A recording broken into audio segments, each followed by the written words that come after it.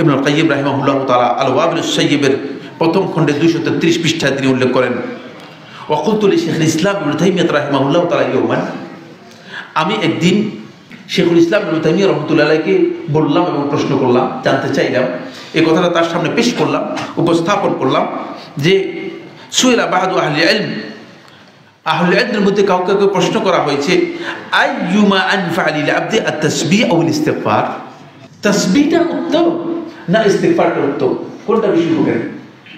এটা আপনাদের দরকার, এই জন্য এটা বের করেছি। আর অনেকগুলো কথা আছে, তার মধ্যে এটা খুবই গুরুত্বপূর্ণ বিষয়।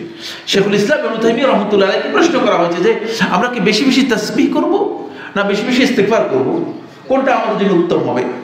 তখন শেখুল ইসলাম রাহমাতুল্লাহি ফাকালা ইযা কানা আস-সাওবু নাকিয়ান, যদি কাপড়টা পরিচ্ছন্ন হয়, পরিষ্কার হয়, তাহলে ফাল বুখুর ওয়া মা উওয়াদ্দি আনফালাহু, তাহলে এখানে আতর, সুগন্ধি আর গোলাপ জল ভালো মানাবে, ঠিক না?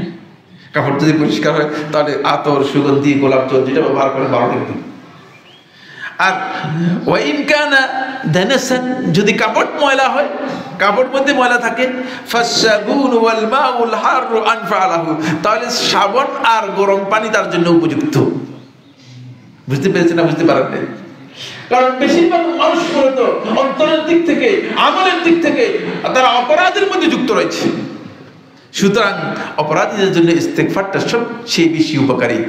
অপরাধী ব্যক্তি যখন ইস্তেগফার করবে তখন সেই ব্যক্তি তার অপরাধ থেকেও আল্লাহ রাব্বুল আলামিনের কাছে ফিরে আসতে পারবে এবং আল্লাহ রাব্বুল আলামিন তাকে ইস্তেগফারের কারণে তার মর্যাদাকে আল্লাহ রাব্বুল আলামিনের কাছে বাড়িয়ে দিবেন।